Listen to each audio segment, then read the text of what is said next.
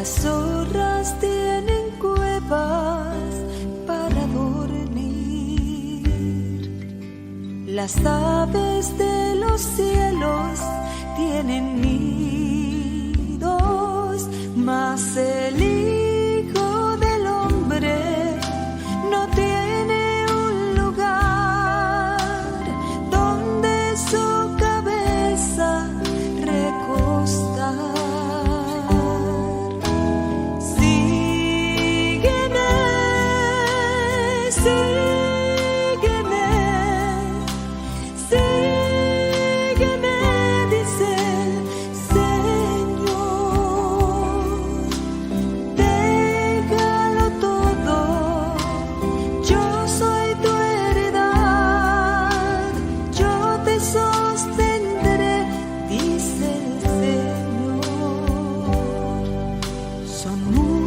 Los discípulos del Señor, pero pocos le conocen en su intimidad. Son aquellos que oyen la voz del Señor, son fieles y le siguen hasta el fin. Amén, hermanos.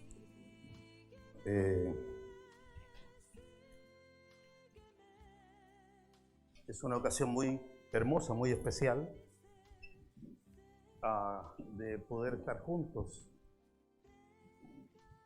No solamente decir en armonía, sino es un gozo de verdad poder estar compartiendo este tiempo con la iglesia de Maipú, todos los hermanos que nos visitan de Maipú, que el Señor les bendiga mucho. De verdad tenemos mucho aprecio por ustedes. Es un gozo poder estar juntos hoy día. Amén. Y quisiera invitarles a la segunda carta del apóstol Pedro, porque esta reunión nace de una conversación que tuvimos en una ocasión hace poco tiempo atrás, en que teníamos de visita a un pastor de México que se llama Neftalí Rivera, y nos juntamos aquí, vino nuestro hermano Jorge, y ahí conversando, surgió esta posibilidad de compartir una palabra acerca de la venida de nuestro Señor Jesucristo. Y así que el tema era algo ya programado, está conversado. Y entonces, para hablar de eso de una manera, sin entrar en complejidades, porque ciertamente temas así son a lo mejor de reuniones, pero resumiendo, tratar de establecer ciertas verdades básicas, porque este es un tema donde hay mucha especulación. Es cosa de entrar a YouTube y usted podrá encontrar todo tipo de palabras relacionadas con la venida del Señor, y el Señor ya lo advirtió. Eso, hay mucha confusión sobre esto, porque se presta para la especulación, yo quiero, al leer este capítulo 1, una porción del capítulo 1, es solamente para extraer aquí una frase que está aquí en el versículo 16. Así que capítulo 1, versículo 16, puntualmente para ir allí, dice: porque no os hemos dado a conocer el poder y la venida de nuestro Señor Jesucristo siguiendo fábulas artificiosas, sino como habiendo visto con nuestros propios ojos su majestad. Solo ese versículo para, como decía, extraer de allí. No se trata de fábulas artificiosas, no se trata de suposiciones carentes de fundamento en la Escritura, sino aquí lo importante es dejar hablar a las Escrituras, que sean las Escrituras las que nos vayan alumbrando cosas que no han ocurrido, cosas que son de un futuro que ni siquiera sabemos si es tan cercano o todavía falta mucho tiempo. Lo que sí podemos, por ejemplo, comentar a esta misma carta, en el capítulo 3, el mismo apóstol Pedro entonces nos dice que el Señor no retarda su promesa, refiriéndose a su venida. Según algunos la tienen por tardanza, porque está comentando que algunos burladores van a decir que ¿dónde está la promesa de su advenimiento? No, el Señor no retarda su venida, como algunos pudieran suponer, sino que es paciente para con nosotros, no queriendo que ninguno perezca, sino que todos procedan al arrepentimiento. Esa palabra es muy importante considerarla porque el Señor le está hablando a la iglesia, no al mundo, le está hablando a la iglesia. Las cartas son dirigidas a creyentes, pero a los creyentes el Señor les dice que por causa de algunos que Dios no quiere que perezcan, está retardando su venida, esperando que procedan al arrepentimiento. Entonces pudiera ser, y es una palabra que hace poco compartí aquí, que uno debe examinar si realmente estamos en la fe. Porque la venida del Señor implica una separación. Uno de los ejemplos que dio el Señor es las 10 vírgenes, 5 prudentes, 5 insensatas. Otro ejemplo es trigo y cizaña. Y cuando Él venga, vienen los ángeles a separar qué es lo que es trigo y qué es lo que es cizaña. Y todo eso es a recoger, dice, de su reino. De su reino. Entiéndase lo que consideramos la iglesia, con diferentes nombres. No me refiero a los nombres denominacionales, no. En la Escritura, el pueblo de Dios se puede conocer como la iglesia, como el pueblo de Dios, en fin, de diferentes maneras, incluso como la Beula. ¿Por qué razón? Porque Beula es desposada. ¿Quién quiere ser parte de la desposada? La desposada, que es la esposa del Cordero. Y entonces, fábulas artificiosas. Lo que más se oye en nuestro tiempo son fábulas artificiosas. Es lo más popular que hay, hasta Hollywood. Hace poco vi hasta los Simpsons hablan de la venida del Señor. Imagínense. Hablar de la venida del Señor, un tema tan profundo en las Escrituras, y que Hollywood lo tome, o que lo tome estos monitos animados para inducir a la gente a que algo va a pasar en cualquier momento y sorpresivamente, y va a empezar a desaparecer gente, o instantáneamente va a desaparecer gente. Y eso es lo más popular que hay. Ahora, si usted se pregunta si eso tiene fundamento en las Escrituras, ninguno. Pero ningún fundamento en las Escrituras. Aunque se citen algunos versículos, pero si usted examina el versículo va a ver que no dice aquello para lo cual lo usan. Y por lo tanto, no quisiera perder el tiempo en eso, solamente decir, cuidado con las fábulas artificiosas. Examine todo lo que oye y examínelo conforme a las Escrituras. Dicho eso, quisiera invitarles ahora a la primera carta a los tesalonicenses, carta del apóstol Pablo a los tesalonicenses, ahí.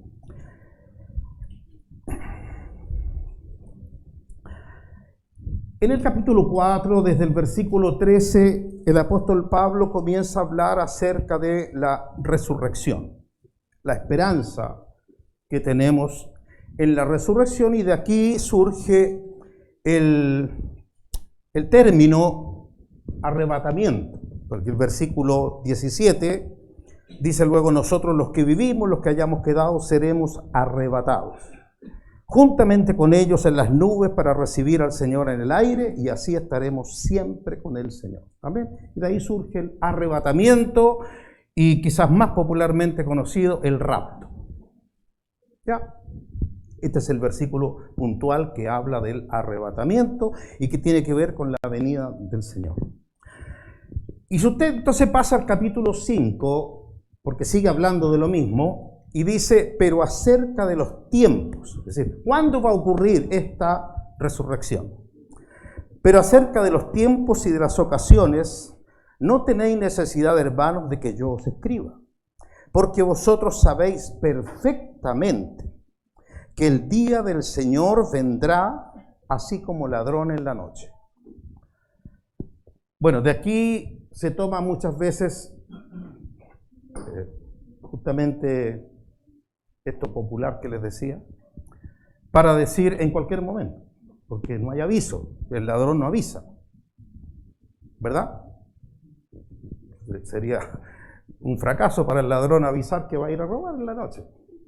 Entonces, pero examinen bien, por favor, porque vosotros, vuelvo al versículo 2, vosotros sabéis perfectamente que el día del Señor vendrá así como ladrón en la noche, que cuando digan, no cuando digamos, cuando digan paz y seguridad, entonces vendrá sobre ellos destrucción repentina como los dolores de la mujer encinta, y no escaparán.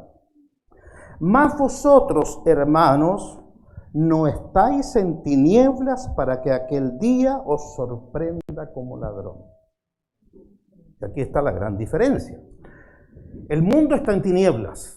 El mundo ignora, no tiene idea de esto que es la venida del Señor. Lo toman más bien como burla, como chiste, como lo que decía Pedro, burladores.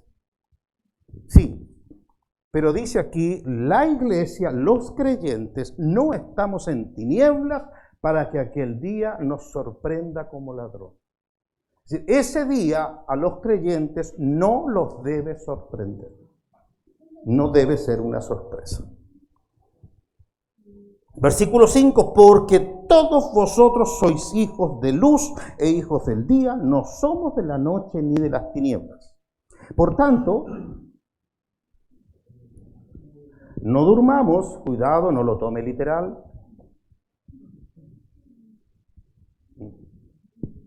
¿Ya? Son palabras espirituales. Vea, no durmamos como los demás, sino velemos y seamos sobrios, pues los que duermen, de noche duermen, y los que se embriagan, de noche se embriagan. Aquí tenemos dos características. Los que duermen y los que se embriagan no perciben lo que está pasando. El que está dormido, no percibe. El que está embriagado, no percibe. ¿Verdad? Entonces dice, pero nosotros, versículo 8, que somos del día, seamos sobrios, habiéndonos vestido con la coraza de fe y de amor, y con la esperanza de salvación como yelmo, porque no nos ha puesto Dios para ira, sino para alcanzar salvación por medio de nuestro Señor Jesucristo. Por tanto, velemos, seamos sobrios. Velar es como estar en guardia. ¿Ya? Alguien que en medio de la noche está vigilando. ¿Qué está pasando? ¿Qué está pasando? Y para advertir lo que está pasando es obviamente que tiene que tener conocimiento qué cosas pueden pasar. ¿Ya? Es decir, el Señor, más adelante lo vamos a leer, pero el Señor habló de señales. Y comúnmente, hermanos, nosotros escuchamos, hoy día, por ejemplo, hay guerra en Ucrania, el Señor viene. Las señales están todas cumplidas. Que vino una peste, la misma cosa. Alarma, el Señor viene. ¿Ve? Y las señales están todas cumplidas. No sé si han escuchado algo así. Entonces hay que saber claramente cuáles son las señales de que el Señor habló,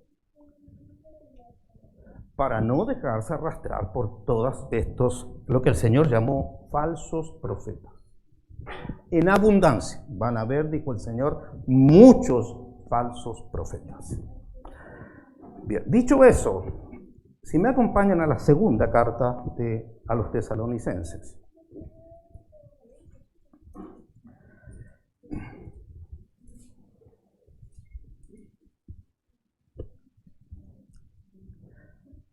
Capítulo 2, versículo 1.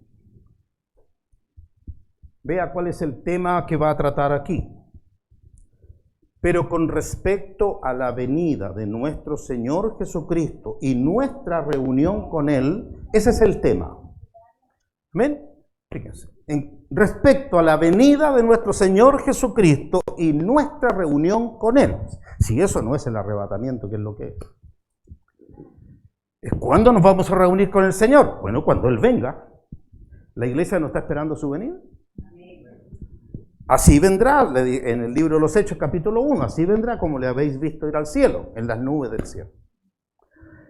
Y bien, con respecto a ese tema, vea nuestra reunión con Él. Os rogamos, hermanos, y aquí vea, firmes. No os dejéis mover fácilmente de vuestro modo de pensar, ni os conturbéis ni por espíritu, ni por palabra, ni por carta, como si fuera nuestra, en el sentido de que el día del Señor está cerca. ¿Ve? No, si ya viene, está todo listo. No se dejen mover. Eso implica tener certeza. Por eso, primeramente leímos cuando el apóstol Pedro dice, en otras palabras, pero el ser testigo de lo que se habla. No os hemos dado a conocer el poder y la venida de nuestro Señor Jesucristo siguiendo fábulas artificiosas, sino como habiendo visto con nuestros propios ojos su majestad. Es decir, hablar de algo de lo cual soy testigo, de algo que he visto, que el Señor me ha permitido ver en las Escrituras, eso es lo que da firmeza. ¿Por qué? Porque sé quién lo dice. ¿Me entienden? La convicción de saber que está escrito o qué está escrito. ¿Para qué? Porque van a venir muchos mensajes, fíjese, por espíritu, que puede ser profecías, sueños, visiones, todo lo que pudiera provocar en el mundo espiritual. Por carta, por ejemplo, apareció un nuevo evangelio. Apareció cartas del apóstol Pedro o de cual, no sé, hasta de Enoc. Y cualquiera de esas cosas provoca mayor curiosidad que leer las Escrituras. ¿Se recuerdan cuando se hablaba del evangelio de Judas? Apareció el evangelio de Judas. Y cuánta curiosidad. No les interesan los evangelios que están en la Biblia, pero sí el evangelio de Judas era muy importante, es decir, el del traidor era más importante que él. Y entonces, las advertencias del Señor, ni por carta, ni por espíritu, ni por palabra, ni por carta, como si fuera nuestra, en el sentido de que el día del Señor está cerca. Versículo 3, vea la primera frase. Nadie os engañe en ninguna manera. ¿Por qué tanta advertencia? Porque hay mucho engaño.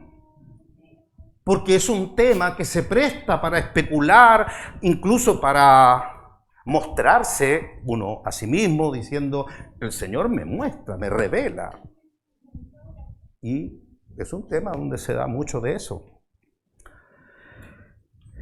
Entonces las advertencias, nadie os engañe en ninguna manera, y aquí vea cosas importantes, porque no vendrá sin que antes venga la apostasía y la manifestación del hombre de pecado, el hijo de perdición. ¿Qué es primero entonces? Por ejemplo, cuando se dice todas las señales están cumplidas, perdón, pero no se ha manifestado el hombre de pecado, el hijo de perdición. No ha venido la apostasía. Ahora, si usted me dice, no, pero yo conozco vidas que han apostatado. Sí, eso ha ocurrido en toda la historia. Pero la gran apostasía final no ha ocurrido. Entonces, ¿cómo pudiera venir el Señor si lo que está diciendo claramente el apóstol Pablo es que no va a venir sin que antes venga estas dos características?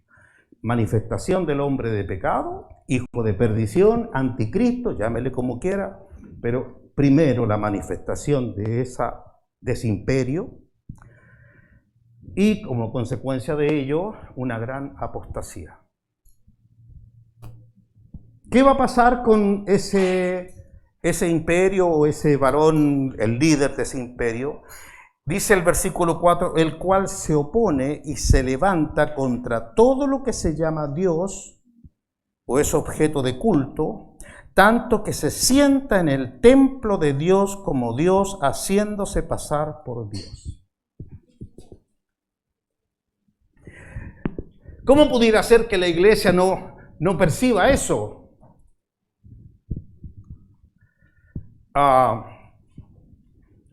Algunos piensan que se tiene que construir el templo allá en Jerusalén nuevamente para que se cumpla esta palabra. Y yo les pregunto, ¿el Señor no tiene templo?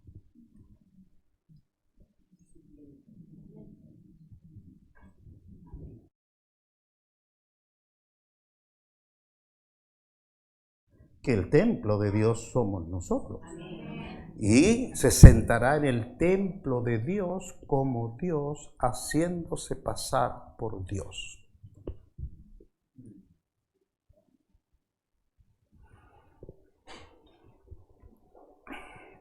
Eso es lo que va a provocar una gran división en el templo de Dios. Todos los que lo reciban y todos los que lo rechacen. Una gran división. Ya lo vamos a ver eso. Pero ahora, ¿no os acordáis que cuando yo estaba todavía con vosotros os decía esto? Algo que la iglesia sabía, la iglesia en este caso tesalónica, sabía. Se va a sentar en el templo de Dios como Dios, haciéndose pasar por Dios. Fíjese que la historia se repite. Hay algo que podemos llamar profecía progresiva, que tiene distintos cumplimientos a través de la historia. Por ejemplo, Israel fue llamado de Egipto, ¿verdad? Estaba esclavo en Egipto y el Señor lo sacó de Egipto y lo trajo a la tierra de Canaán. Bueno, el Señor Jesús también estuvo en Egipto para que se cumpliese la palabra de Egipto llamé a mi hijo, y el Señor fue sacado de Egipto y traído entonces nuevamente a la tierra de Israel, y nosotros también estuvimos en Egipto.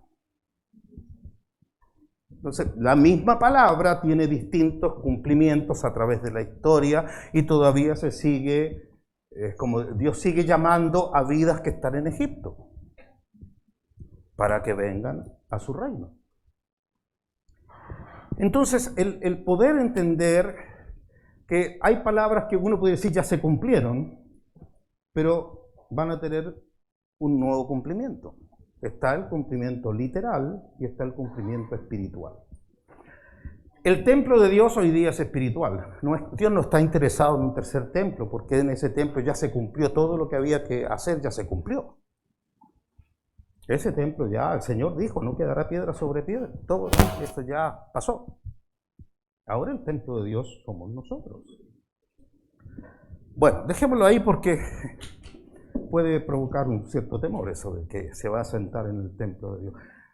Fíjense en esto, la iglesia original que duró prácticamente 2 o 3 siglos por ahí, pero llegó un momento de todos estos, los primeros siglos fueron de persecución, donde muchos hermanos terminaron en el circo romano.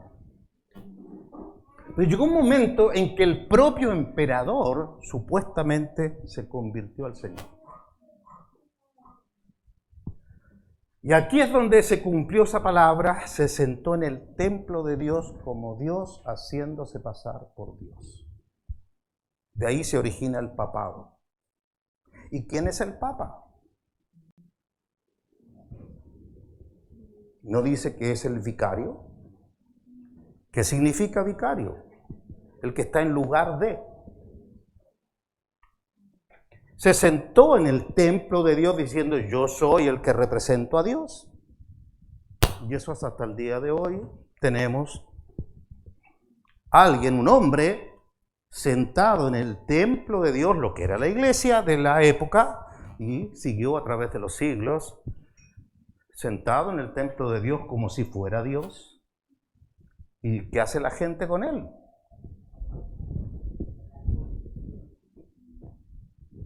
Estamos tan acostumbrados a eso que no lo vemos. Se le ha considerado prácticamente Dios. Es el que lo representa, cuando habla ex cátedra es infalible, características de Dios. Esa es una parte, pero ahora tenemos la iglesia restaurada, hasta por ahí nomás, pero en un proceso de restauración. Y se tiene que cumplir esta palabra en el último tiempo. Una señal. Pero quisiera a ver si la podemos ver aquí en Mateo 24, que es muy importante y concordante con lo que estoy tratando de comunicar.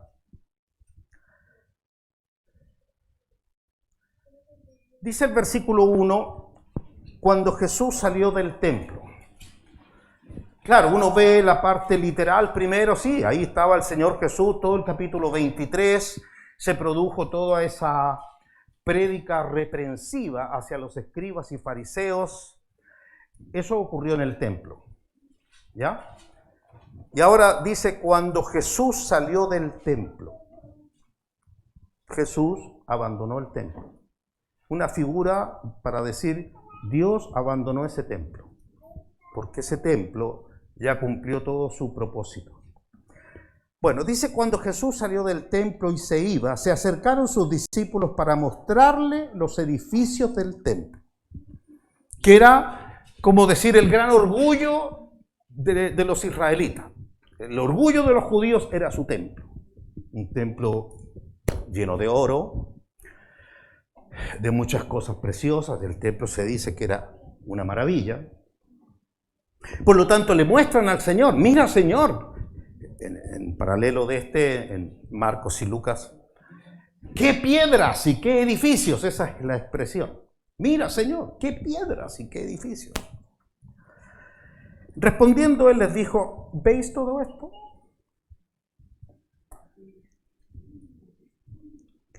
De cierto os digo que no quedará aquí piedra sobre piedra que no sea derribada. Amén. Y eso tuvo cumplimiento el año 70. Vinieron las tropas romanas con el general Tito a la cabeza y destruyeron el templo y no quedó nada. Hasta el día de hoy, nunca más templo para Israel. Incluso la nación de Israel dejó de existir. Todos fueron llevados cautivos a todas las naciones y se acabó Israel. Se acabó el templo y se acabó la nación. Ahora, en 1948, volvió a ser Israel una nación. Imagínense cuánto pasaron, más de 1000 años sin ser nación y obviamente sin templo. Pero Dios no se quedó sin templo. Entonces aquí es donde, por ejemplo, el poder ver, sin apartarse de Mateo 24, por favor, si me pueden nuevamente acompañar a la primera carta de Pedro ahora.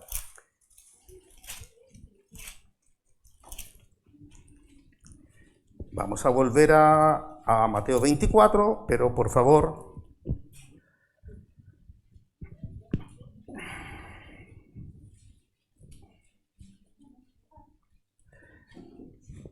Primera de Pedro, capítulo 2 y versículo 5. Fíjense ahora. Vosotros también, como piedras vivas, sed edificados como casa espiritual y sacerdocio santo para ofrecer sacrificios espirituales aceptables a Dios por medio de Jesucristo. El templo se está edificando, a ver si lo podemos ver así. El templo. Vosotros también como piedras vivas sed edificados. Amén. ¿Me siguen? Ahora vean esta palabra. No quedará piedra sobre piedra que no sea derribada.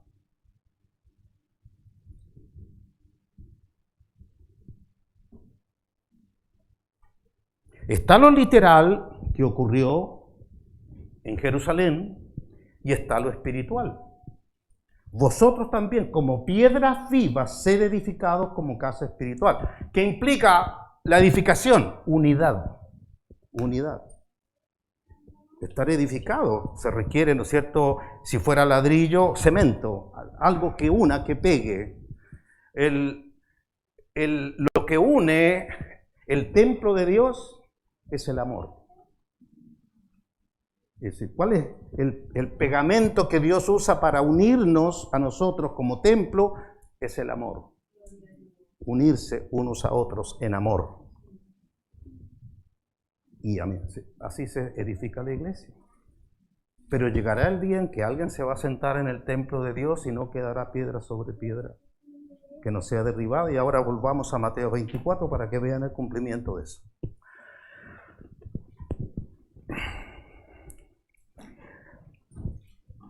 Bien, en el versículo 2 el Señor Jesús les había dicho: ¿veis todo esto? Os digo que no quedará piedra sobre piedra que no sea derribada. Y ahora ellos se fueron del templo y llegaron al monte de los olivos. Y dice: y estando él sentado en el monte de los olivos, los discípulos se le acercaron aparte diciendo. Y antes de leer lo que le dijeron, es importante, si usted hace la comparación con el Evangelio de Marcos, en este mismo pasaje, capítulo 13, va a ver que este plural que hay aquí, los discípulos, fueron solamente 4 apóstoles. Y considero que eso tiene cierta importancia porque fueron especialmente aquellos a quienes el Señor se reveló más. Aquí están las 2 parejas de hermanos, Pedro y Andrés, Juan y Jacobo. Es decir, cuando aquí dice los discípulos se le acercaron aparte, fueron estos 4 hermanos. Así que es una conversación privada. Lo que el Señor les da a conocer aquí, que ahora todos lo leemos, pero esto fue declarado solamente a 4 apóstoles. Ya. Entonces, vean las preguntas. Estando él sentado en el monte de los olivos, los discípulos se le acercaron aparte diciendo: dinos, ¿cuándo serán estas cosas? Bueno, ¿de qué venían hablando? De la destrucción del templo. ¿Cuándo serán estas cosas? ¿Y qué señal habrá de tu venida y del fin del siglo? ¿Ven? Son 3 preguntas. ¿Cuándo serán estas cosas? ¿Qué cosas? La destrucción del templo. ¿Qué señal habrá de tu venida? Y ahí tiene señal. Estad vigilantes, estad despiertos porque hay señales para ver la señal de su venida. Y la otra es el fin del siglo, que no es el fin del mundo, es el fin de esta era, de este tiempo que estamos viviendo. Nosotros estamos viviendo un tiempo que es diferente al tiempo del antiguo pacto, por ejemplo. Es un tiempo diferente. Algunos le llaman el tiempo de la gracia. Es un poco dudoso eso porque Dios siempre ha tenido gracia. Tuvo gracia con Noé, tuvo gracia, ha tenido gracia toda la historia. Pero en fin, son formas de a veces tratar de distinguir un tiempo de otro, pero estamos viviendo un tiempo del Evangelio, con la predicación del Evangelio a todas las naciones. Entonces dice 3 preguntas. Respondiendo Jesús les dijo, vea la primera advertencia. Es un tema peligroso, es un tema donde hay mucho engaño y por lo tanto es como que hay que afirmar el corazón, Señor, guárdame del engaño. Señor, líbrame. Cuidado, no confíe en su propio corazón.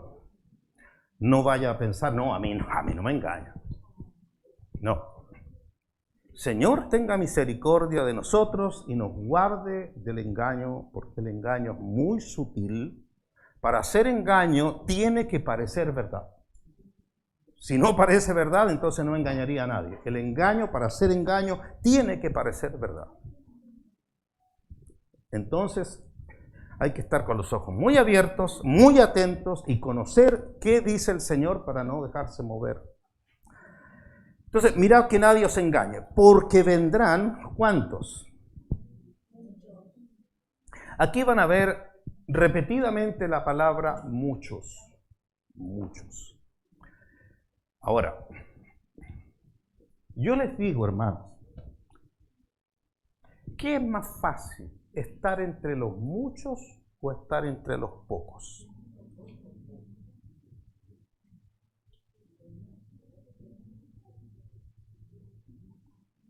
Estar entre los pocos implica que toda la corriente va para allá y yo voy para allá. Y todos me pueden estar diciendo, estás equivocado, es allá. Se requiere convicción. Para estar entre los pocos se requiere convicción, seguridad, certeza. Es como decir, yo sé en quién he creído. Aunque todos digan que no es así, tengo certeza, porque sé a quién he oído. Por eso es tan fácil estar entre los muchos y tan difícil estar entre los pocos. Entonces, dice, porque vendrán muchos en mi nombre. Es decir, no son mundanos, no son personas de afuera, son personas de adentro de la iglesia. Diciendo, yo soy el Cristo, y nuevamente, muchos, ¿qué serán? A muchos engañarán. Entonces, nuevamente les hago el énfasis. ¿Y por qué a mí no? El Señor está advirtiendo esto y está diciendo, muchos de todos los llamados cristianos, el Señor está diciendo, muchos serán engañados. ¿Por qué yo no? Es más fácil estar entre los muchos que entre los pocos. Entonces, nuevamente, cuidado. Cuidado, porque el Señor no advierte cosas por si acaso. No, Él sabe lo que hay en el hombre. Bien, versículo 6. Y oiréis, todas estas cosas las hemos oído a través de la historia. Oiréis de guerras y rumores de guerras. Mirad que no os turbéis, porque es necesario que todo esto acontezca, pero aún, es decir, cuando me dicen que va a venir una tercera guerra mundial, y puede que venga, pero eso no es el fin. ¿Se dan cuenta?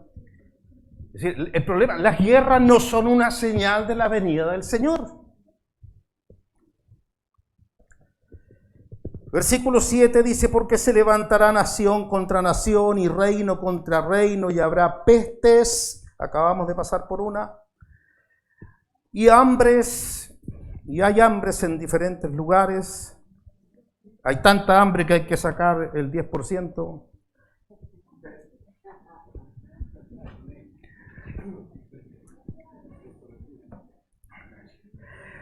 Y terremotos. Nosotros sabemos de terremotos, ¿verdad? Terremotos en diferentes lugares y todo esto será principio de dolores. Amén. Entonces,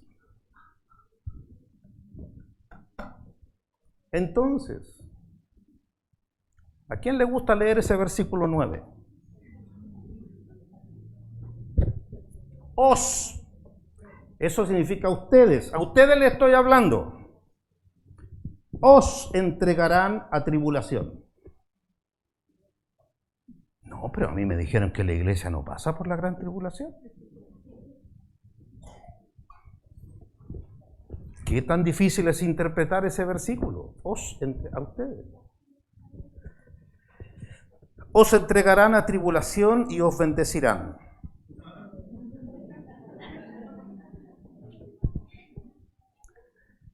¿No dice el apóstol Pablo que es mejor estar con Cristo que estar aquí en el cuerpo?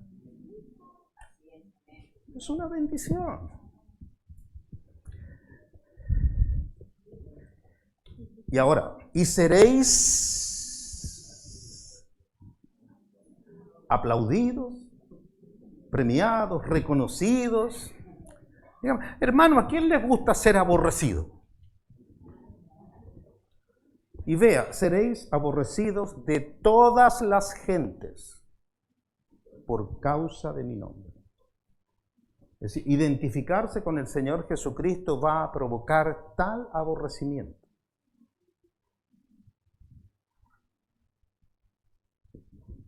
Entonces es más fácil tratar de hacer a un lado el versículo y decir, esto es para los judíos.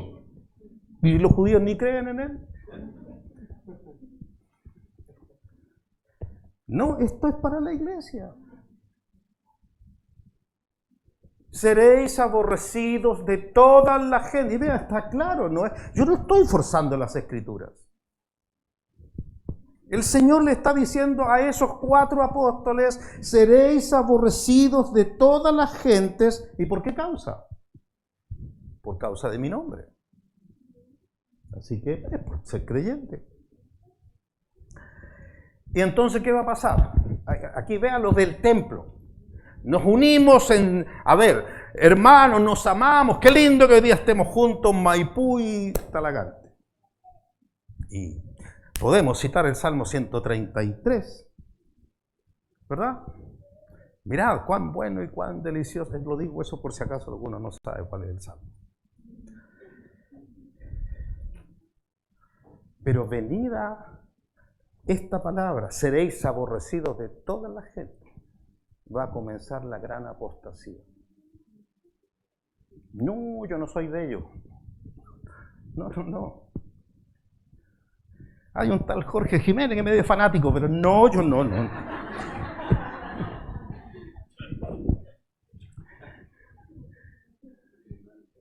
Yo de repente me juntaba con ellos. Es decir, lo que aconteció con Judas ahora va a acontecer a nivel mundial.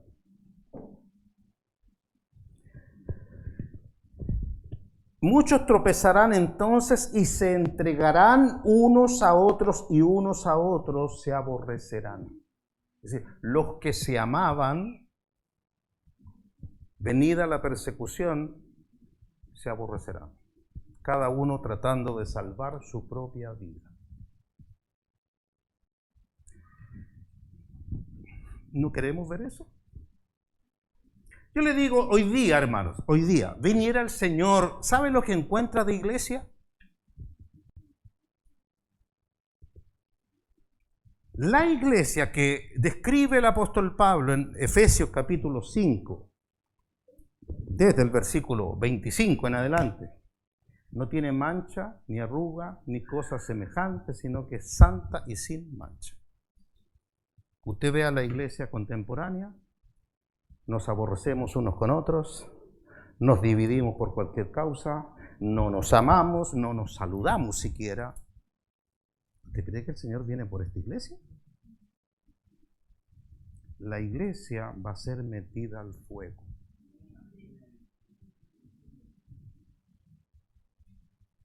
El Señor va a purificar su iglesia. Uno puede hacer campaña, hermanos, unámonos, hacemos campaña, podemos hacer marcha, marchamos así cada uno con su galardón, ¿cómo se llama? Su estandarte. Para mostrar que estamos todos unidos. Y el Señor mira eso, no sé si le da risa.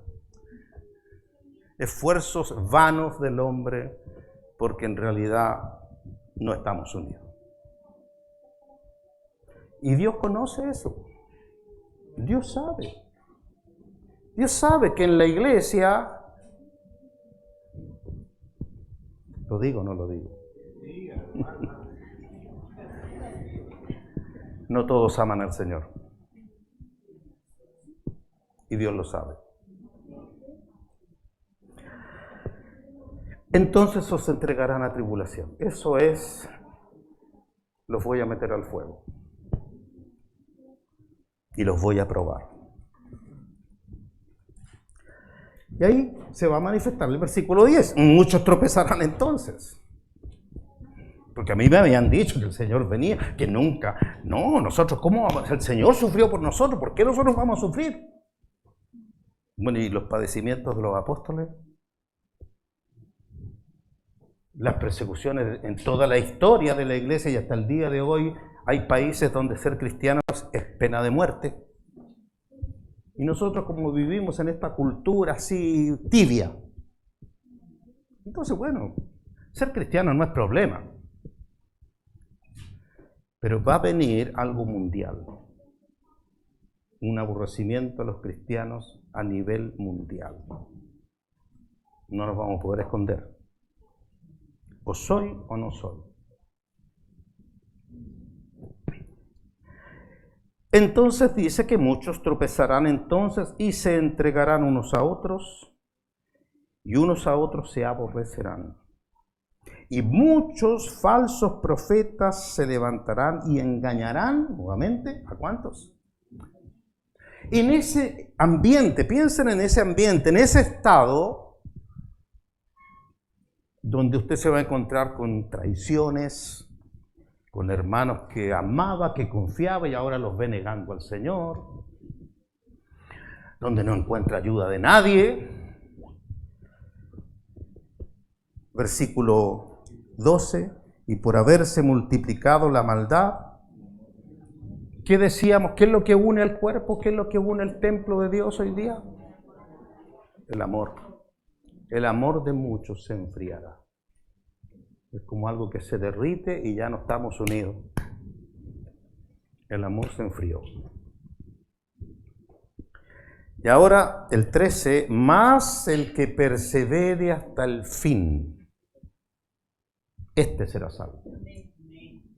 Es decir, en medio de engaños, en medio de traiciones, en medio de persecuciones, en medio de muertes, el que sea fiel al Señor hasta el fin, este será salvo.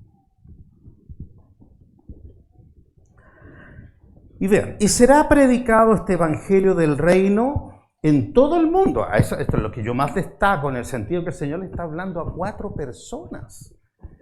En un país chiquitito, en un pequeño cerro, están ahí en la noche conversando y les dice, este evangelio va a ser predicado en todo el mundo, para testimonio a todas las naciones. Solo entonces vendrá el fin. Recuerden, esta es la respuesta a una de las preguntas. ¿Qué señal habrá de tu venida y del fin del siglo? ¿Cuál es la señal? El evangelio. No puede venir el fin si el evangelio no ha sido predicado en todo el mundo. No puede. Es decir, si usted se traslada siglos hacia atrás, imposible que viniera el fin porque el evangelio no había sido predicado en todo el mundo. Ahora, nosotros humanamente no podemos saber cuándo pudiera uno decir ya está todo predicado. Lo más probable es que es difícil asegurarlo. Pero el Señor sabe cómo decirle a uno señal. Una señal que me indique, Señor, amén, ya se cumplió el tiempo. Mire, y será predicado este evangelio del reino en todo el mundo para testimonio a todas las naciones, y entonces vendrá el fin. Por tanto, versículo 15, cuando veáis señal, veáis, hermano, nosotros no somos de la noche, no somos de los que duermen, hay que ver, hay que estar despierto para ver. Cuando veáis en el lugar santo la abominación desoladora, cuando se siente en el templo de... ¿Cuál es el lugar santo? El templo de Dios. Cuando veáis en el lugar santo la abominación desoladora de que habló el profeta Daniel, el que le entienda. Entonces los que estén en Judea, no, que tenemos que ir al culto, hoy día nos tocaba culto. Olvídese del culto, hermano. Olvídese de la reunión, olvídese de los hermanos, huya. ¿No dice eso el Señor? ¿No está aconsejando eso? Terminó la cosa, se acabó el tiempo. váyanse, porque lo que viene es destrucción, persecución. Todo esto que está hablando el Señor es lo que viene. Es decir, está el tiempo para la predicación del Evangelio. Y se predica el Evangelio. Pero cuando termina la predicación del Evangelio, viene la persecución. Fíjese, cuando el Señor fue arrestado, juzgado y condenado y crucificado, etc., hasta ahí. ¿Cuándo ocurrió eso? Cuando Él acabó de predicar el Evangelio.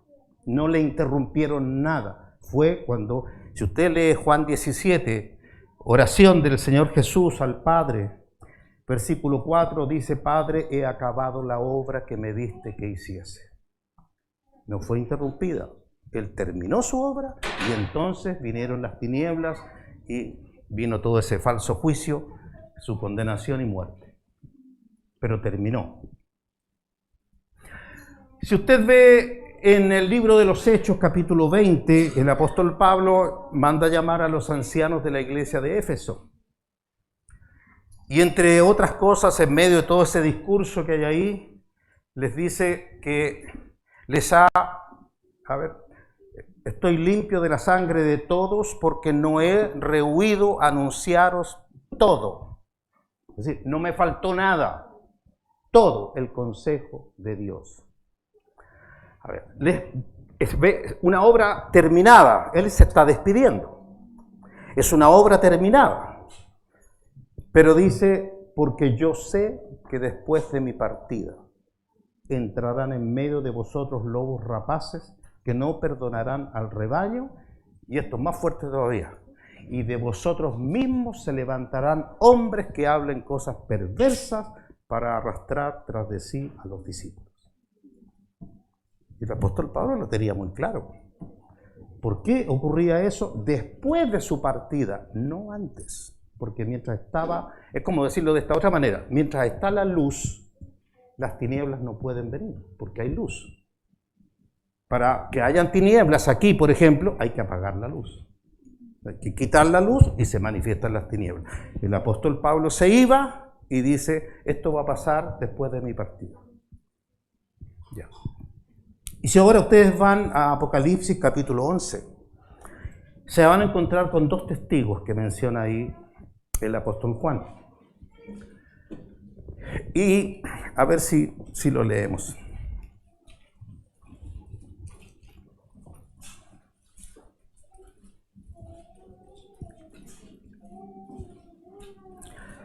Dice el versículo 3, capítulo 11 de Apocalipsis, versículo 3.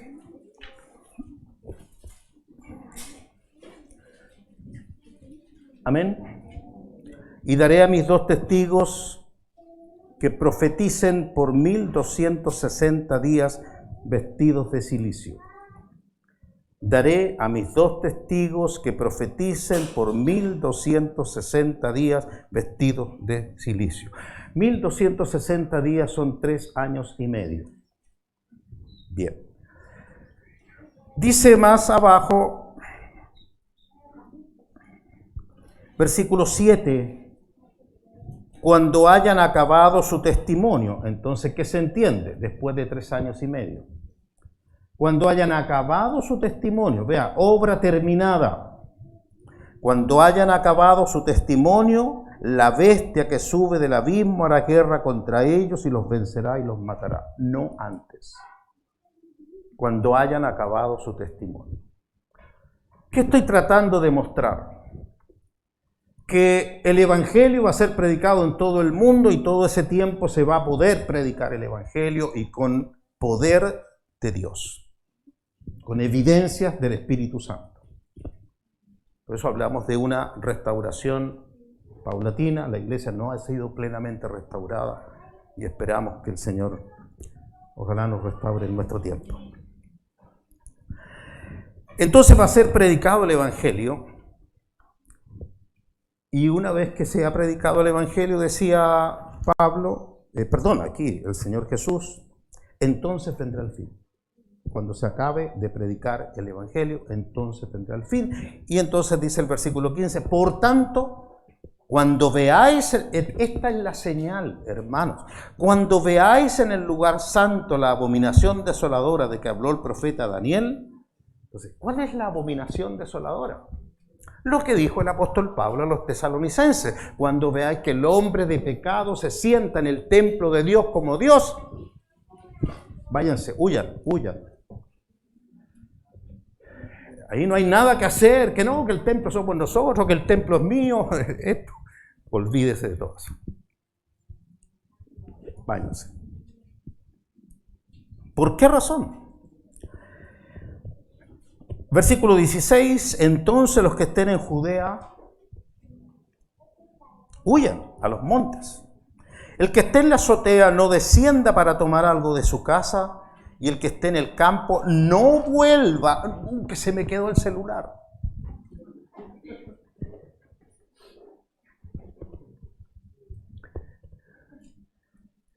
Por el propio celular nos van a pillar.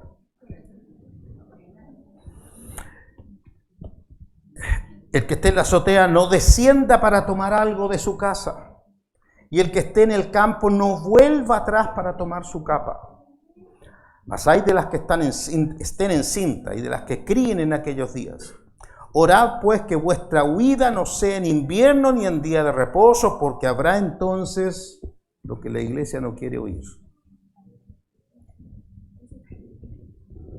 ¿De dónde sale el término gran tribulación? Bueno, aquí, de aquí se extrae todo eso que se han dicho tanta cosa, la gran tribulación. Porque habrá entonces gran tribulación, cual no la ha habido desde el principio del mundo hasta ahora, ni la habrá. Para Israel esto se cumplió el año 70. El templo fue destruido y ellos fueron muchos masacrados, muchos muertos, y los que quedaron fueron esparcidos por todo el mundo. No quedó Israel, se acabó Israel. Amén. Ahora, eso es figura del último tiempo. Eso que uno lo puede ver literalmente en Israel es lo que va a pasar en los últimos días. Es la misma palabra que se vuelve a repetir. Y dice entonces, y si aquellos días no fuesen acortados, nadie sería salvo, mas por causa de los escogidos aquellos días serán acortados. Algunos plantean que esta palabra es para los judíos. Yo les pregunto, ¿quiénes son los escogidos? ¿Usted cree que es un o una escogido, escogida? ¿Están seguros? Entonces para usted esta palabra. Oh, los santos. ¿Quiénes son los santos? Ya. Apocalipsis 13 dice, hará guerra contra los santos y los vencerá y los matará. ¿Todavía quieren ser los santos?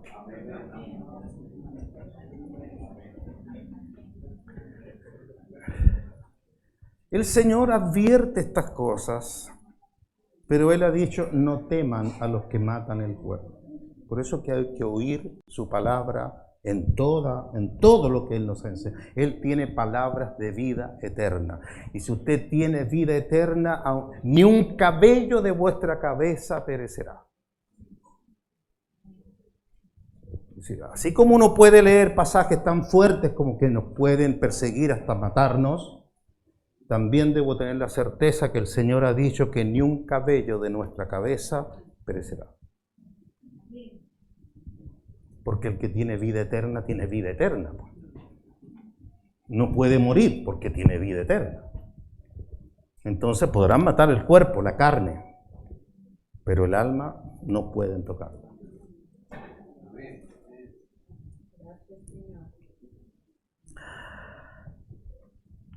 Dice el 22, y si aquellos días no fuesen acortados, nadie sería salvo.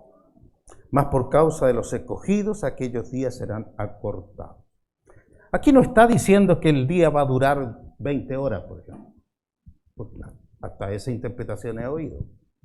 ¿No se han dado cuenta que están pasando más rápido los días? Como que ya están siendo acortados los días. No se refiere a eso, hermano. Si este imperio, que según Apocalipsis capítulo 13, va a durar 3 años y medio, dice 42 meses, se le dio potestad para actuar 42 meses. Va a durar 3 años y medio, la tribulación no va a durar 3 años y medio. A eso se refiere con que va a ser acortado el periodo. ¿Por qué? Porque después de la tribulación viene la ira de Dios, y eso no confunda la tribulación con la ira de Dios, porque son dos cosas absolutamente diferentes. No tienen relación alguna la ira de Dios con la gran tribulación. Ya leíamos en 1 Tesalonicenses 5:9 que decía: Dios no nos ha puesto para ira, sino para alcanzar salvación por medio de nuestro Señor Jesucristo. Sin duda, la ira de Dios no va a caer sobre los creyentes. Asegúrese de ser creyente, sí. ¿Ya? No nos ha puesto para ira. Pero la tribulación es por causa de creer en Jesucristo. Es totalmente diferente. Bueno, si aquellos días no fuesen acortados, nadie sería salvo a causa de la gran persecución. Más por causa de los escogidos, aquellos días serán acortados. Entonces, en esos días, si alguno dijere: mirad, aquí está el Cristo, o mirad, allí está, no lo creáis. No lo creáis. ¿Por qué? Porque se levantarán falsos cristos y falsos profetas y harán grandes señales y prodigios de tal manera que engañarán, si fuere posible, aún a los escogidos. Es decir, cuando uno, para garantizar que un hermano es del Señor, confía porque hace algún milagro, porque hace alguna señal, y eso me basta para decir esto es del Señor, está en severo peligro de ser engañado. Y no digo que el Señor no pueda hacer señales por medio de los creyentes, sin duda que puede, pero la garantía no son las señales. La garantía es el fruto. El fruto. Por sus frutos los conoceréis. Bien, dicho eso entonces, ya os lo he dicho antes, versículo 25, ya os lo he dicho antes. Así que si os dijeren: mirad, está en el desierto, se refiere al Cristo, ¿no? Que dijeran: aquí está el Cristo, no salgáis. O mirad, está en los aposentos, no lo creáis. ¿Cómo viene el Señor entonces? Aquí dice: porque como el relámpago que sale del oriente y se muestra hasta el occidente, así será también la venida del Hijo del Hombre. Porque donde quiera que estuviera el cuerpo muerto, allí se juntarán las águilas. Ahora, ¿el relámpago se ve o no se ve? Es decir, un relámpago no pasa nunca desapercibido, porque lo alumbra todo, pues. ¿Cómo poder decir con ese versículo que el Señor viene y nadie se dio cuenta que vino el Señor? Solamente desaparecieron las personas y la ropa cayó dobladita al suelo. Y esas son fábulas artificiosas que yo creo que ni Walt Disney le imaginó.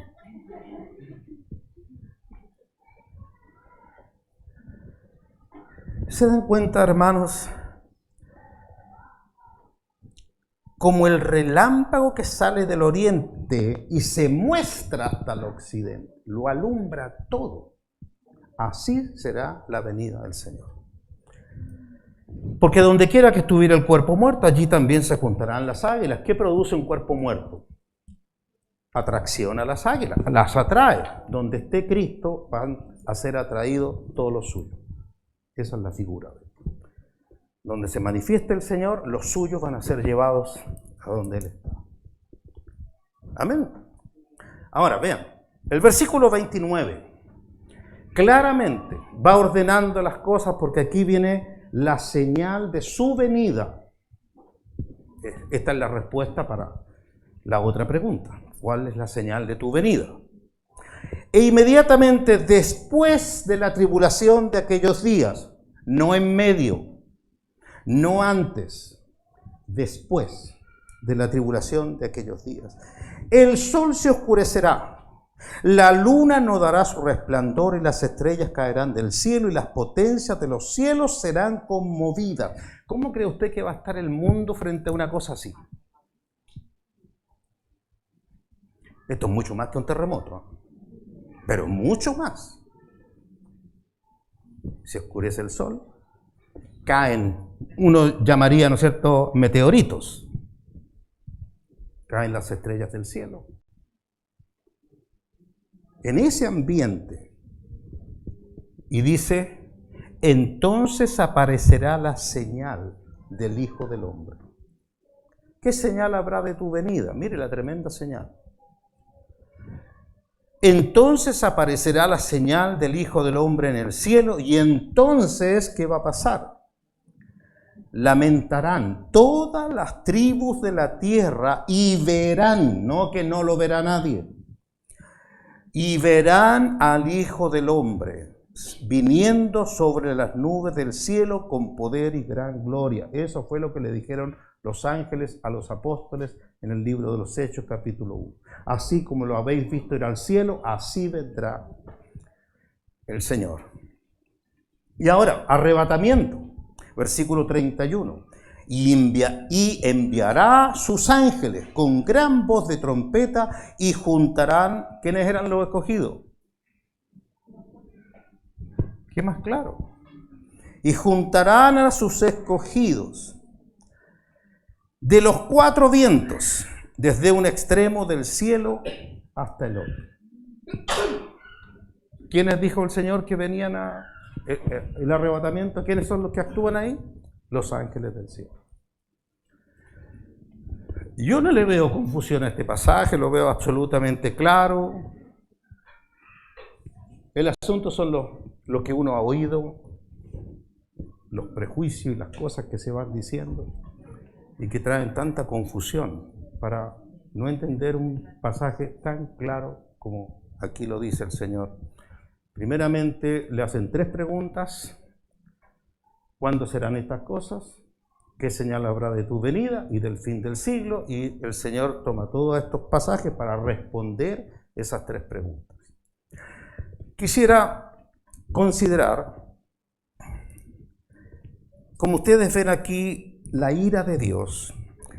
El versículo 29 nos dice inmediatamente después de la tribulación de aquellos días, el sol se oscurecerá, la luna no dará su resplandor y las estrellas caerán del cielo y las potencias de los cielos serán conmovidas. Eso es la ira de Dios. Si usted la lee en Apocalipsis, va a encontrar ahí las trompetas.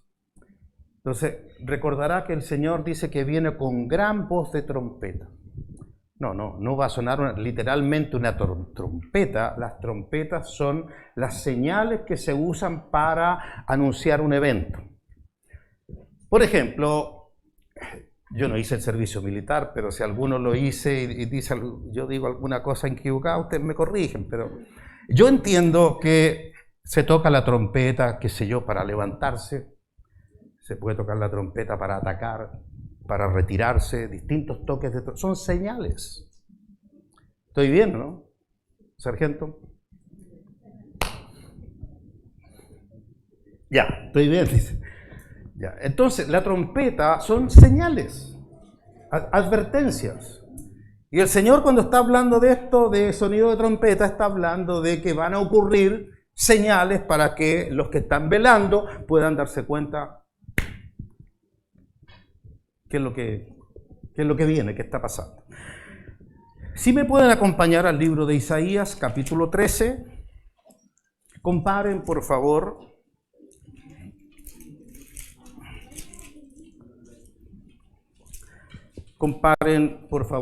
lo que acabamos de leer en Mateo 24, 29 en adelante, con lo que vamos a leer aquí en Isaías.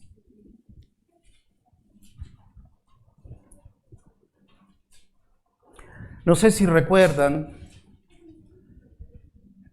versículos que acabamos de leer ahí en Tesalonicenses, pero el día del Señor vendrá, el día del Señor. ¿Cuál es el día del Señor? El domingo.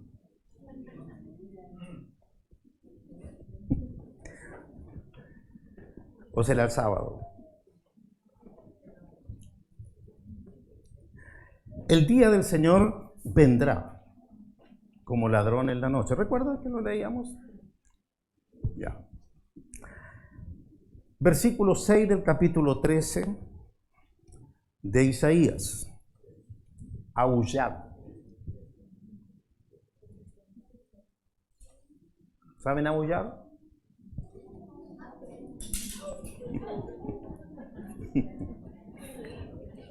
Aullad. Porque cerca está el día de Jehová. ¿Qué tiene que ver el día de Jehová con aullar?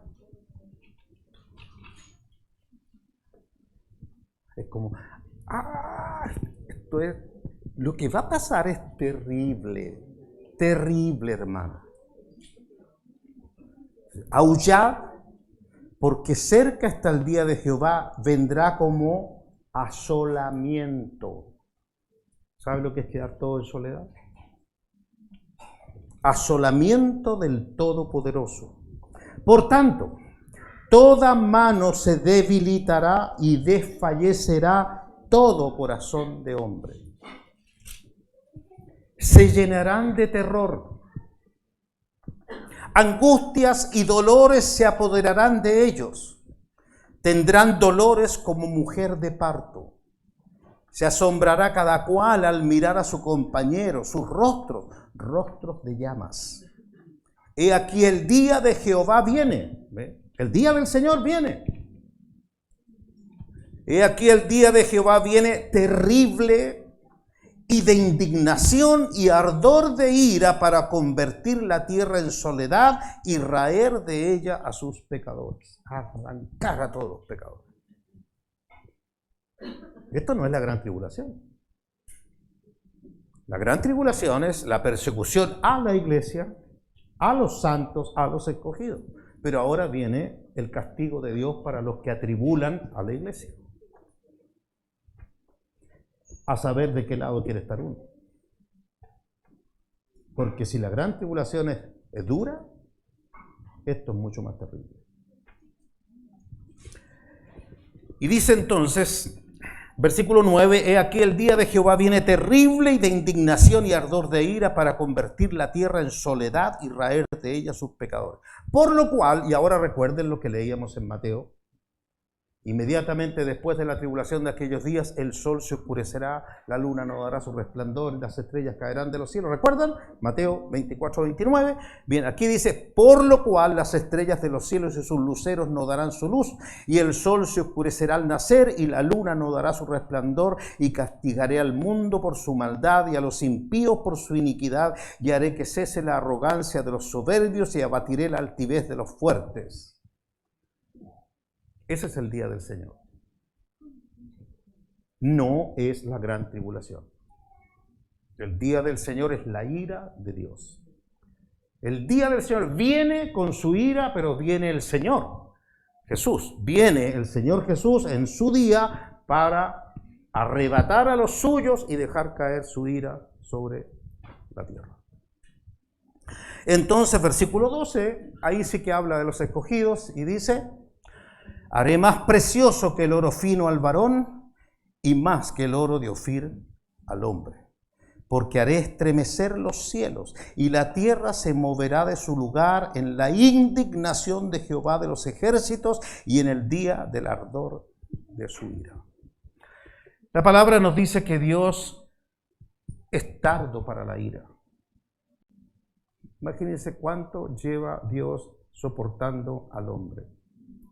En todas sus burlas, sus soberbias, sus blasfemias, todo lo que el hombre hace contra Dios, y Dios pacientemente pareciera que no hay Dios porque Dios, pero está acumulando ira, está acumulando enojo, hasta el día en que el Señor diga, basta. Y va a ocurrir esto que está aquí escrito, se va a cumplir con la venida del Señor Jesucristo. Él viene para su pueblo como el Salvador, como aquel que ya los salvó y los viene a buscar, a rescatar, y como dice ahí, los haré más preciosos que el oro fino. Pero para el resto, los que lo rechazaron, los que lo abominaron, los que lo insultaron, eso es lo que les espera, la ira de Dios. Todos los que reciban la marca de la bestia y todo lo que sale luego en Apocalipsis, todos los que adoren a la bestia están bajo la ira de Dios. Entonces, no confundirse. Por ejemplo, ustedes tienen allá atrás unos cuadritos que uno los compra ahí en ¿cómo se llama? Allá hay uno, que son de los últimos días proféticos, y allá hay otro. Y ustedes se acercan a leer la parte abajo, bien abajo, dice 7 años de tribulación.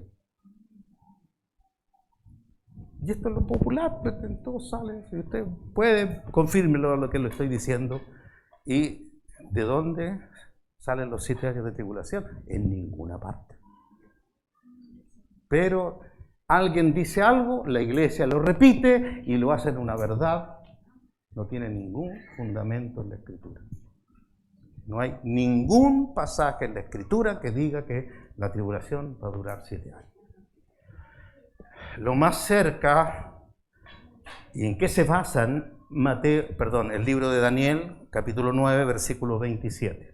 En eso se basa, se habla mucho de la última semana, de las 70 semanas que profetiza Daniel. Se habla de la última semana que está como pendiente, que quedó pendiente de las 69 semanas que ya se cumplieron, que tienen que ver incluso con la muerte del Mesías. Y quedó esa semana ahí como pendiente, y si me acompañan a leerla para que alcanzar a tocar ese pequeño tema.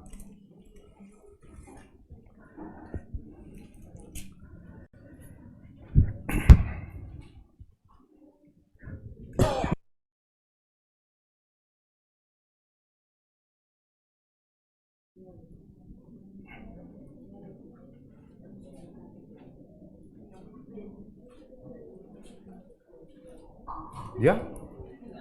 Si ustedes ven el capítulo 9, el versículo 26, dice: y después de las 62 semanas se quitará la vida al Mesías. Así que ahí hay un punto, se cuenta hasta la muerte del Señor Jesucristo. Después de las 62 semanas se quitará la vida al Mesías, mas no por sí. Y el pueblo de un príncipe que ha de venir destruirá la ciudad y el santuario. Año 70, el Imperio Romano destruyó la ciudad y el santuario. Y su fin será con inundación, y hasta el fin de las guerras durarán las devastaciones. Ya, dejó de haber Israel, dejó de haber nación, y ahora ha venido la restauración de Israel. Y entonces viene el versículo 27 que dice: y por otra semana confirmará el pacto con muchos. Luego salta: a la mitad de la semana hará cesar el sacrificio y la ofrenda.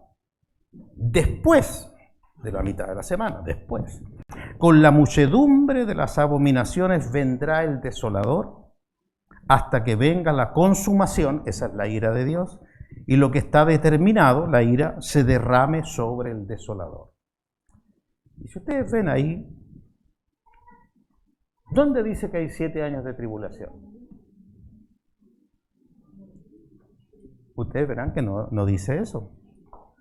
Dice que los primeros 3 años y medio hay una confirmación del pacto. No hay persecución, no hay... Confirmar el pacto no es una persecución. Y dice que después, a la mitad de la semana, hará cesar el sacrificio y la ofrenda. Ahí tiene que ver con que se sienta en el templo de Dios como Dios, haciéndose pasar por Dios. Se acaba el sacrificio. El sacrificio, hermano, en el antiguo pacto era cordero. Había que llevar un cordero al altar del sacrificio y ofrecer a Dios cordero. El continuo sacrificio era un cordero por la mañana y un cordero a la caída de la tarde. Todos los días, continuo sacrificio. ¿Qué significa? Que nosotros siempre debemos ofrecer al Señor, a Jesucristo.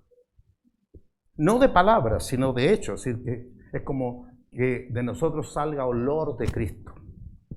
fruto del Espíritu, características de Jesucristo en nuestra vida, ese es para ofrecerle a Dios. ¿Qué se le ofrece al Señor? Nada mío. ¿Que Dios qué va a querer cosas mías?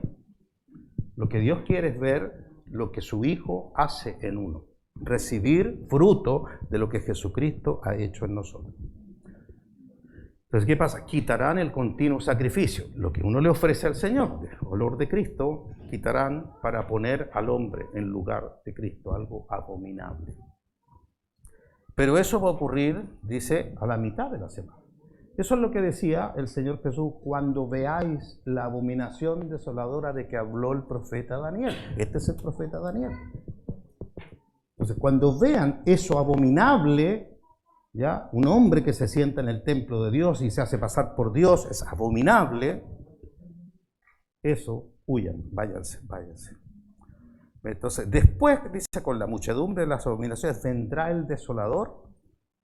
Y el desolador es el que obviamente causa toda la tribulación, la persecución. Ya. Quizás solamente para, si oyen alguna vez que la gran tribulación dura 7 años, no es cierto. Segundo, no se puede precisar cuánto dura porque será acortada por amor de los escogidos, pero no dice cuánto. Entonces, eso es especular. Si uno dijera, mire, va a durar tanto, está especulando porque no tiene ninguna base bíblica para decir cuánto dura. Pero no puede durar más de lo que va a durar el reino del maligno, que son 3 años y medio, y dentro de los 3 años y medio está la ira de Dios, así que es menos que eso y así se va. Pero yo les digo, hermano, no importa si fuera 1 año, es terrible igual. Si fueran 6 meses, pero es terrible igual. Cualquiera que lo conozca uno, ese iba a la iglesia, ese es Canuto. ¿Dónde se va a esconder uno? Entonces, lo último es mostrarles en el profeta Zacarías. El libro del profeta Zacarías, aquí en el capítulo 13, por favor.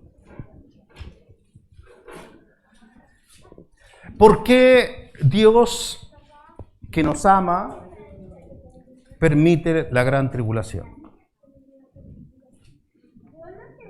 ¿Amén? Uno se puede hacer esa pregunta. ¿Por qué Dios, si nos ama, por qué Dios permite la gran tribulación? Bueno, son preguntas que la gente se hace porque consideran que ya Jesús sufrió por nosotros. ¿Por qué tendríamos que sufrir nosotros? Y bueno, eso no tiene mucho sentido. Todos los profetas fueron perseguidos y en el Nuevo Testamento todos los apóstoles fueron perseguidos, y no solamente los apóstoles, todos los que sirvieron al Señor. Ahora, vea lo que hace el Señor, y les decía, vean el estado de la iglesia actual. Nosotros nos separamos hasta porque no cantamos igual. Que ustedes cantan en do y nosotros cantamos en la y listo, ya, no nos juntamos más. Entonces estamos llenos de divisiones. ¿Y qué dice el apóstol Pablo? ¿Está dividido Cristo? Entonces no estamos en Cristo, por favor. Porque Cristo no está dividido. Entonces nuestra carne se divide por cualquier cosa. Pero si andamos en el Espíritu, tenemos que aprender a soportar las debilidades, las distintas interpretaciones, todo, porque el que está en Cristo dice que el amor, ¿cuánto soporta? Todo lo soporta. Bueno, el Señor, como le decía, uno puede hacer muchos esfuerzos porque seamos uno, porque está escrito, sean uno, Padre, que sean uno. Entonces nosotros podemos esforzarnos por ser uno, pero el hombre siempre va a fracasar en eso, porque implica renuncia. Renuncia a tu propio ego, a tu propio interés. Si eso se comienza a experimentar incluso en el matrimonio, hermano. No estamos hablando de temas matrimoniales, pero si ustedes examinan un poquito, ¿por qué los conflictos matrimoniales? Apenas 2, imagínense en la iglesia millones. Si 2 no pueden llevarse bien, Imagínense los miles de creyentes. Ya. Entonces, capítulo 13, versículo 7. Levántate, oh espada. Yo aquí entiendo por qué mi hermano Jorge no quiere que le digan pastor.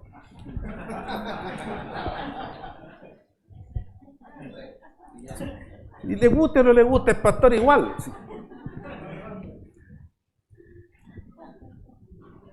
Levántate, oh espada, contra el pastor y contra el hombre compañero mío, dice Jehová de los ejércitos. Hiere al pastor y serán dispersadas las ovejas, y haré volver mi mano contra ¿quiénes? Contra los pequeñitos. Y acontecerá, vea, ¿dónde? Hermanos amados, ¿dónde? ¿Dónde nos vamos a esconder entonces? ¿Dónde uno pudiera decir, no, aquí nos va a ocurrir esto? Y acontecerá en toda la tierra, dice Jehová, que las 2/3 partes serán cortadas de ella y se perderán. Mas la 1/3 quedará en ella, y meteré en el fuego a la 1/3 parte, y los fundiré como se funde la plata, y los probaré como se prueba el oro. Él invocará mi nombre, y yo le oiré, y diré, pueblo mío. Y él dirá, Jehová es mi Dios. ¿Pero cuándo? Cuando salga del fuego, purificado. Entonces, si uno le preguntan, ¿pero por qué la gran tribulación? Es el cumplimiento de esa palabra. Los voy a meter en el fuego. El bautismo de fuego para toda la iglesia, para purificar a la iglesia. Que queremos andar con nuestros orgullos, con nuestras cosas, que lo mío, que... Le aseguro que con persecución se acabaron todas las divisiones. Todas las discusiones se acabaron, porque el único que me puede ayudar es un verdadero hermano. No, que yo soy bautista. No va a tener ningún valor. Solamente si usted encuentra a alguien que sea fiel al Señor y usted es fiel, va a ver que ese es su hermano, no importando de qué iglesia sea.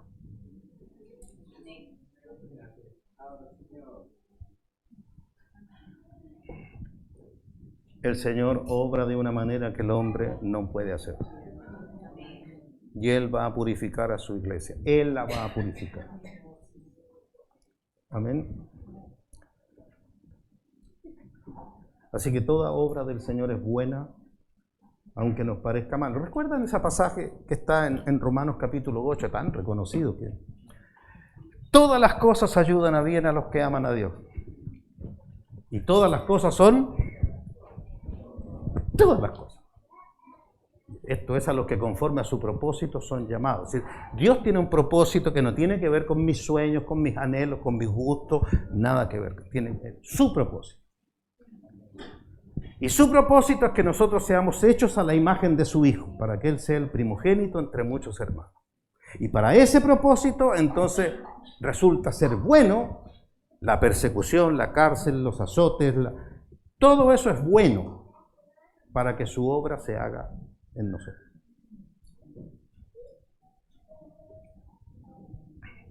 Uno no quisiera eso. Por eso dice, poquito antes, el versículo 26, dice que y el Espíritu Santo nos ayuda en nuestra debilidad, porque qué hemos de pedir como conviene no sabemos. Pero el Espíritu intercede por nosotros con gemidos indecibles. ¿Qué significa eso? Que cuando un creyente ora en lenguas extrañas que no puede entender, el Espíritu está intercediendo por... Es como decir, Dios sabe lo que yo necesito, Dios sabe lo que usted necesita. Y a veces lo que usted necesita no lo pediría jamás, porque lo que usted necesita es persecución. ¿Y quién pediría persecución? Entonces, el Espíritu intercede pidiendo conforme a la voluntad de Dios. Dios sabe lo que cada uno necesita. Pero uno pide solamente, Señor, dame paz, que me aumenten el sueldo. En fin, lo que llamamos bendiciones. Y Dios trata de otra manera, hermano. Entonces, todo ayuda bien a los que aman a Dios. Dios tiene un propósito, es el de Él, no es el mío. Y para ese propósito puede usar la persecución, puede usar las cárceles, puede usar los azotes, puede usar la tortura, lo que venga. Y los que han experimentado eso, como el apóstol Pablo, pueden decir, todo ayuda bien a los que aman a Dios. Amén. Amén. Si quieren, nos ponemos en pie para dar gracias. Y permita al Señor que se haya entendido. El objetivo no es hacer algo complejo, sino tratando de ser lo más didáctico que se pueda. Bendito Señor, Padre nuestro, Dios, solamente confiar en ti, Señor, que tu palabra alumbre nuestro entendimiento. Señor, y que seas tú, Señor, el que nos guarde del mal. Guárdanos del engaño, Señor, guárdanos del maligno, Señor.